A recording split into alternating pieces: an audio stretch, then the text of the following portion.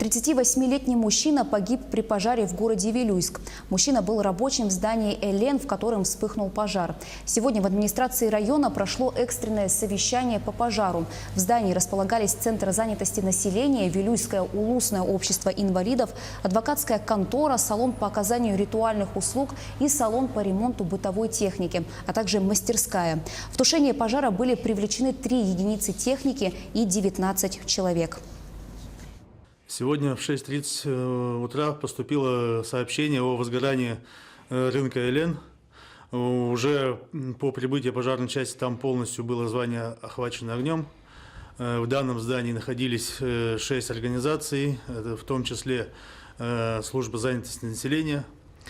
Здание полностью сгорело, есть один пострадавший, погибший.